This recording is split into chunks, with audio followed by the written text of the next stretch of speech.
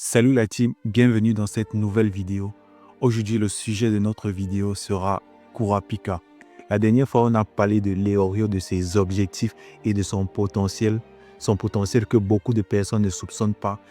Et aujourd'hui, on va plutôt parler de Kurapika et plus précisément de ses objectifs et de sa véritable puissance. Parce qu'actuellement, il y a beaucoup de personnes dans la communauté Hunt x Hunter qui surestiment la puissance de Kurapika. Kurapika, comme Leorio, avait déjà, bien avant de participer à l'examen Hunter, des objectifs bien fixes. Son programme était simple: obtenir sa licence Hunter, intégrer la Blacklist Hunter, donc les Hunters chasseurs de primes, et ensuite retrouver et éliminer tous les membres de l'araignée qui ont éradiqué son clan. En gros, ça, c'était les objectifs de Kurapika. Donc, ça explique plutôt facilement la raison pour laquelle, après l'examen Hunter, il s'est directement concentré sur l'apprentissage du naine. Après l'examen Hunter, il a directement essayé de rejoindre les Hunters de la Blacklist. Et pour rejoindre les Hunters de la Blacklist, pas d'autre choix, il faut maîtriser le naine, il faut savoir utiliser un minimum le naine. Donc, Kurapika s'est retrouvé à apprendre le naine avant tout le monde. Donc, avant Gon, avant Killua et avant Leorio. Et pour obtenir la puissance nécessaire pour battre les membres de l'araignée, parce que l'araignée, c'est un groupe criminel de classe A, donc les gars, ils sont super chauds. Donc pour avoir une chance de battre ces gars-là, Kurapika, il a dû passer ce qu'on appelle un pacte de naine pour obtenir des pouvoirs assez puissants, assez cheatés pour tenir tête aux membres de l'araignée. Son pacte de naine lui a permis de créer une chaîne, donc de créer une capacité naine capable d'emprisonner les membres de l'araignée et de les placer en état de Zetsu forcé. Et comme on le sait déjà dans l'univers de Hunter x Hunter, l'état de Zetsu est l'état le plus faible. Donc, un utilisateur de naine en état de Zetsu n'a aucune chance contre un autre utilisateur de naine. Juste pour que vous compreniez à quel point cette capacité de Kurapika elle est boostée. Et un pacte, c'est pas un pacte s'il n'y a pas de contrepartie ou de répercussion. Kurapika, il a une chaîne super boostée, mais il ne peut l'utiliser que contre les membres de la brigade fantôme. C'est donc ça le petit hic de son pouvoir. Et s'il utilise quand même son pouvoir contre une personne ne faisant pas partie de l'araignée, il meurt tout simplement. Donc, un peu chaud. Là, je vous ai présenté l'une des capacités de Kurapika, mais Kurapika, il ne possède pas une seule capacité. Kurapika, à la base, c'est un utilisateur du naine de la catégorie matérialisation. Donc, en principe, il ne peut que matérialiser et manipuler ce qu'il a créé. Et un utilisateur de la matérialisation ne peut pas utiliser son naine comme il le souhaite. En gros, il ne peut pas créer un truc qui n'existe pas ou un truc impossible à casser. Donc, les utilisateurs de la matérialisation sont un peu limités à ce qui existe déjà. Avec cette catégorie, Nen Kurapika, il n'avait clairement aucune chance de battre tous les membres de la brigade fantôme. Il aurait pu en battre quelques-uns, mais pas tous. Ça sera donc grâce à ses yeux écarlates caractéristiques particulières de son clan, donc le clan Kurota, que Kurapika va réussir à changer de catégorie Nen en quittant de la catégorie matérialisation à la catégorie spécialisation. La spécialisation qui est juste la meilleure catégorie naine dans l'univers de Hunter x Hunter. Tout simplement parce que les utilisateurs de cette catégorie naine-là ont la capacité, ont le pouvoir d'utiliser toutes les autres catégories naines à 100% de leur efficacité.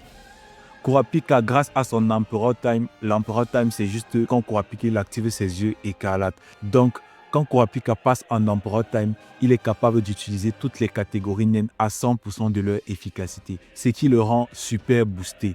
Et grâce à cela, chacune des capacités de chacune de ces chaînes sont juste boostées. Kurapika possède 5 chaînes, une à chacun de ses doigts, et chacune de ces chaînes possède une capacité propre. On a par exemple Holy Chain qui permet à Kurapika de soigner des blessures. On a ensuite Chain Gel qui est clairement la chaîne la plus boostée de Kurapika. C'est la chaîne qui lui permet de mettre toute personne qu'elle entrave en état de Zetsu forcé. Donc la personne qui est entravée par cette chaîne ne peut tout simplement plus utiliser son naine. Et dans l'univers de Hunter x Hunter, ne pas être capable de déployer ou d'utiliser son naine, c'est la pire chose qui peut arriver à un utilisateur de naine. La troisième chaîne de Kurapika, qui à mon avis possède un pouvoir qui s'associe parfaitement à celui de Chain Gel, est Judgment Chain, la chaîne du jugement de Kurapika. Son pouvoir il est tout simple. Il permet à Kurapika d'imposer une lame de naine sur le cœur d'une personne. Après ça, il n'a qu'à donner des instructions à la personne dont le cœur a été imposé d'une lame de naine. Et si la personne n'obéit pas ou ne respecte pas ce que Kurapika a dit, la personne meurt tout simplement. Pourquoi je dis que ce pouvoir s'associe parfaitement à celui de Tiangel? Tout simplement parce que après avoir utilisé Tiangel, Kurapika n'aura plus qu'à imposer une lame de naine sur le cœur de son adversaire. Avec ça, il pourra interroger son adversaire, donc lui soutirer des informations et le tuer sans être directement responsable de sa mort. Parce que si la personne entravée refuse de répondre aux questions de Kurapika ou n'obéit pas à ses ordres, la personne elle est elle-même responsable de sa mort. Vu que Kurapika explique les règles du fonctionnement de sa chaîne, donc il prévient la personne, si tu mens ou si tu n'obéis pas, tu meurs. En gros, Kurapika, il diminue tout simplement sa responsabilité sur la mort de la personne. La 4e chaîne permet à Kurapika de détecter les mensonges et de retrouver des personnes. Donc, grâce à elle, Kurapika peut savoir si quelqu'un ment ou pas. Et il peut également retrouver des personnes disparues. Enfin, la 5e chaîne, capacité qui n'a pas encore été mentionnée dans l'anime, donc attention spoiler, Steel Chain. Kurapika, grâce à une seringue, va absorber la capacité naine d'une personne, un adversaire comme un allié. La personne dont la capacité a été absorbée, donc dont le naine a été absorbé, sera plongée en état de Zetsu et Kurapika pourra utiliser la capacité naine de la personne. Et en ce qui concerne la compréhension de la capacité naine, la capacité naine n'appartenant pas à Kurapika à l'origine, il ne sait pas comment elle fonctionne, logique. Donc pour pouvoir comprendre comment elle fonctionne, Steel Chain fera apparaître une bête de naine sous forme de dauphin. Le dauphin va donc expliquer à Kurapika le fonctionnement général de la capacité naine empruntée. Après l'utilisation de cette capacité naine, elle retourne tout simplement à son propriétaire d'origine. Mais le problème avec cette aptitude est que Kurapika ne peut l'utiliser que lorsqu'il est en Emperor Time. Donc, Kurapika possède en réalité 5 capacités, mais ne peut en utiliser que 3 quand il le souhaite. Il peut utiliser sa capacité de guérison, sa capacité de retrouver des gens ou de détecter les mensonges et la capacité de Judgment Chain. Voilà donc les 3 chaînes que Kurapika peut utiliser sans restriction, donc sans utiliser son Emperor Time. Lorsqu'il utilise Emperor Time, les facultés de toutes ces chaînes-là sont décuplées, mais il perd de l'espérance de vie à chaque seconde qu'il fait en Emperor Time.